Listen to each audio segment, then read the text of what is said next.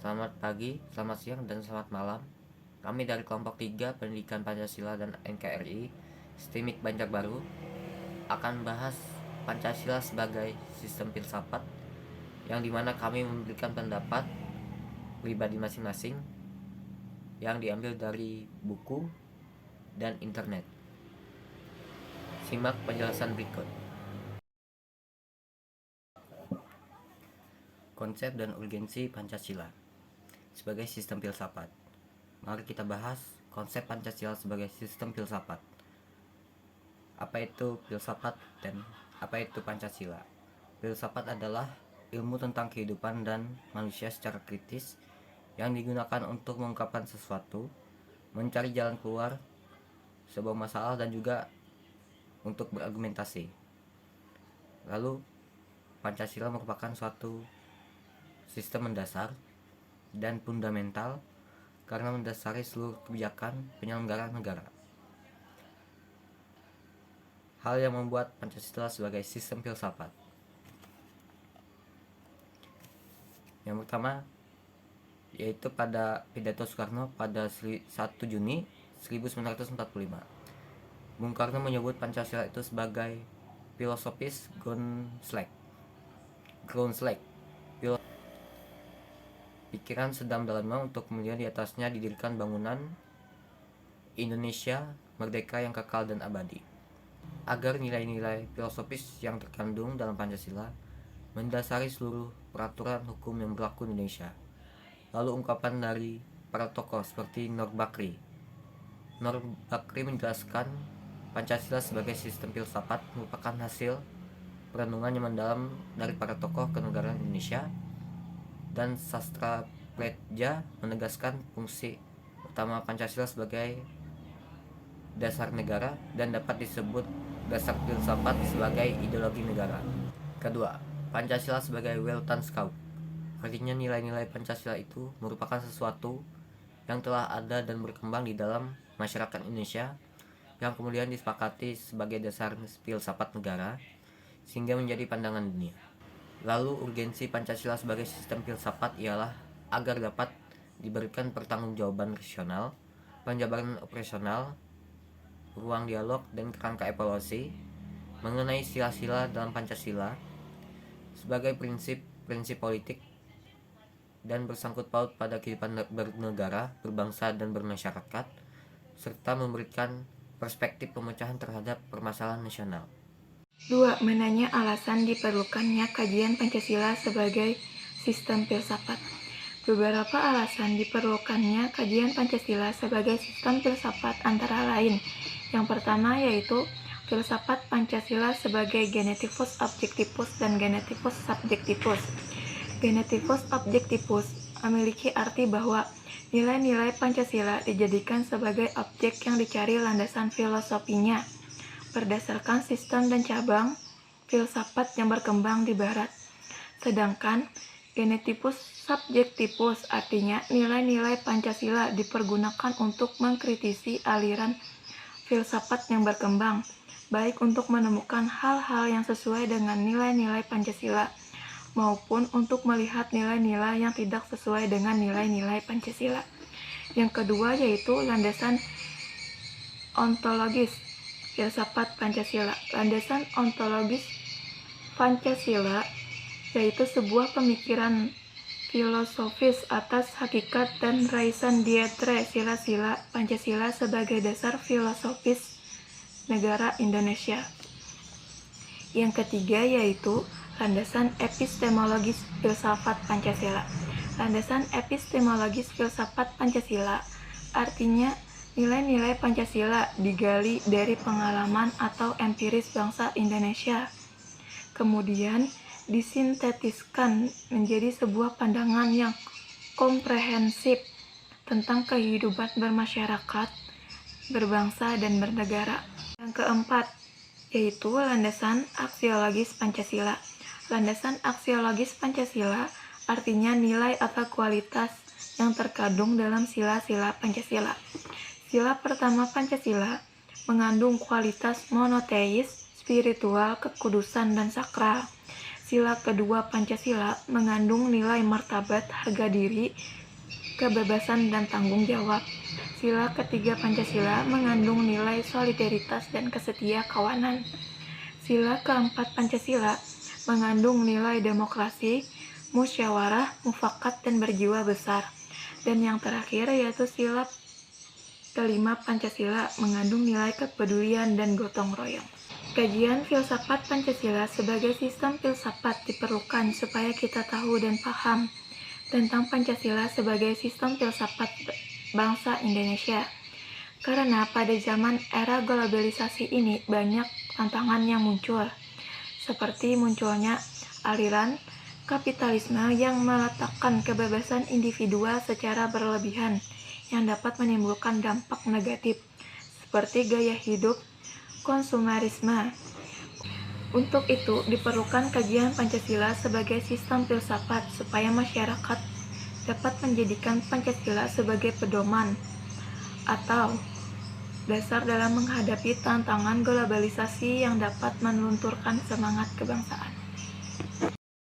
Assalamualaikum warahmatullahi wabarakatuh. Sumber historis, sosiologis, dan politis tentang Pancasila sebagai sistem filsafat. Pertama, sumber historis Pancasila sebagai sistem filsafat. Sila ke-1, masih berlangsungnya sistem penyembahan dari berbagai kepercayaan dalam agama-agama yang hidup di Indonesia.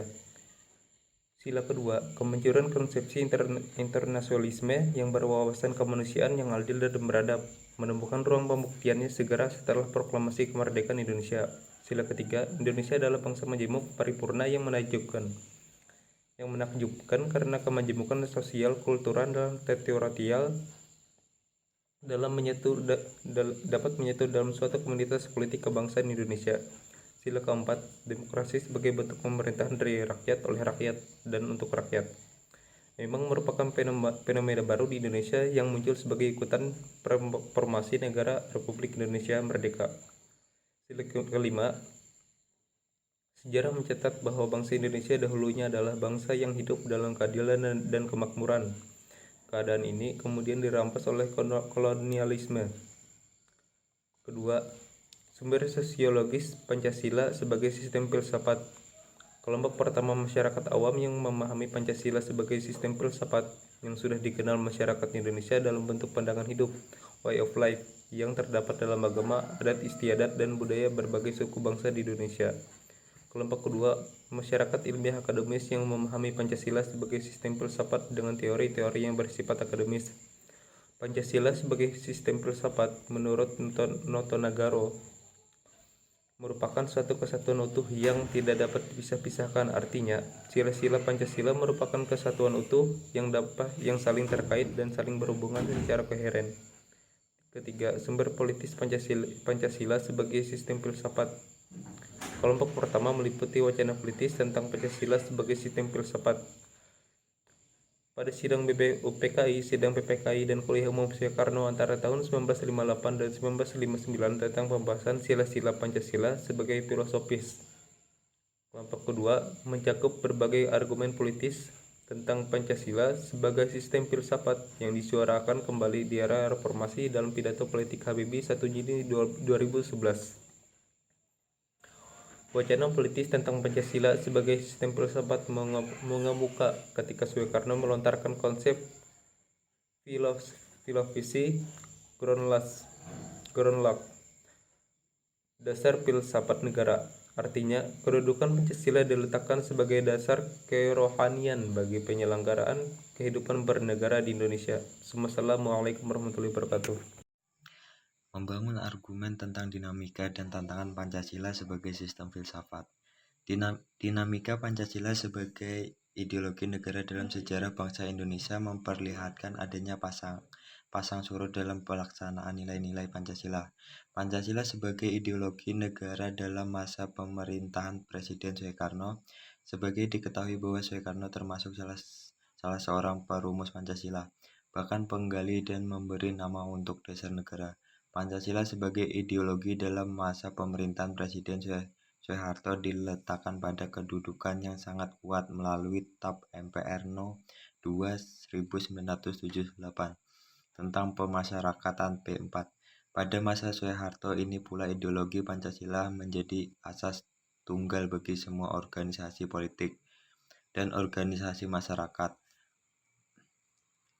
Pancasila sebagai filsafat negara bertujuan sebagai pandangan hidup atau cita-cita bangsa.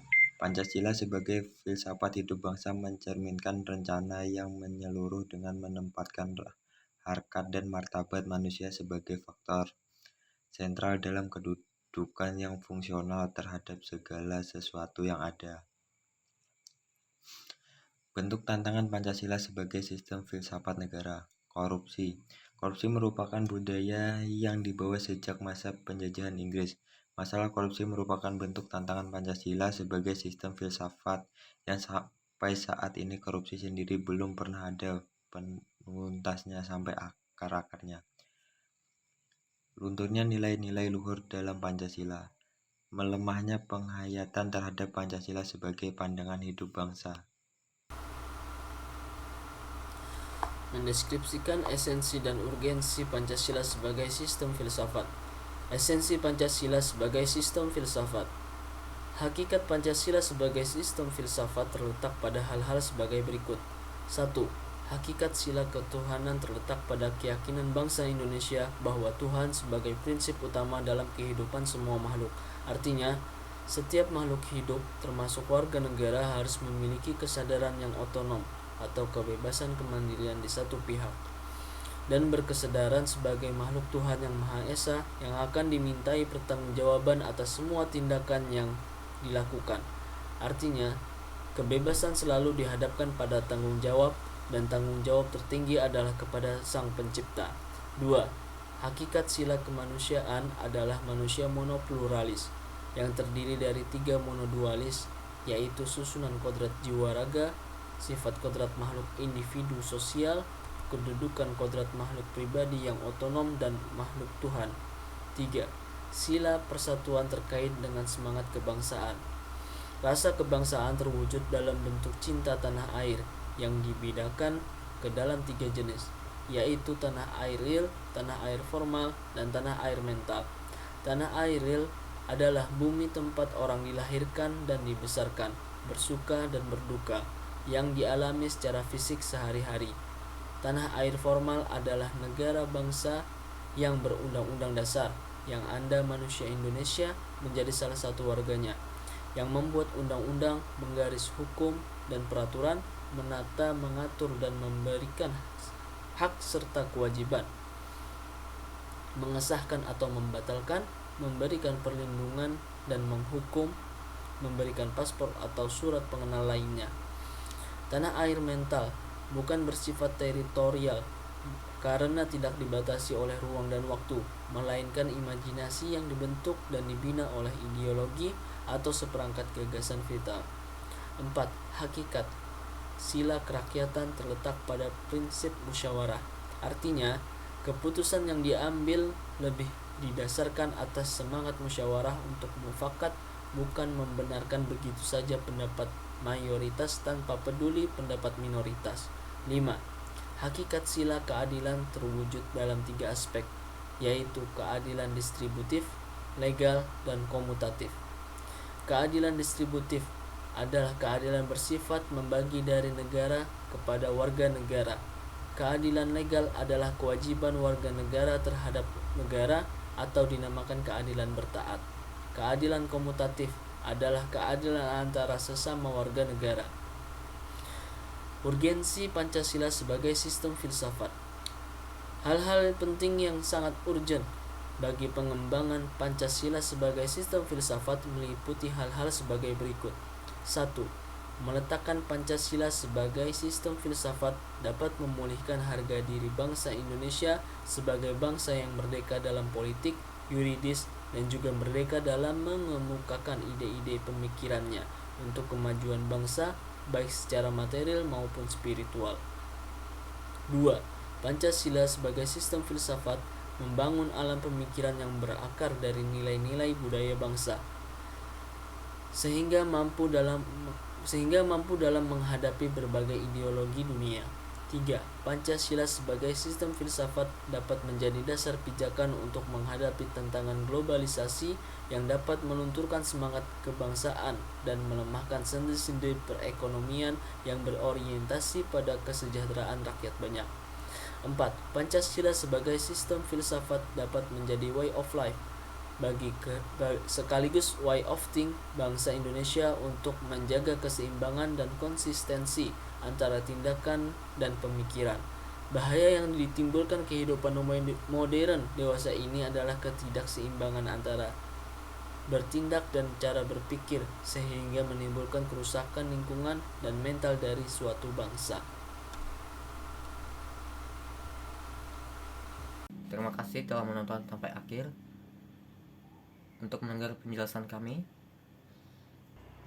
semoga ilmu yang kami berikan dapat bermanfaat. Sekian, terima kasih.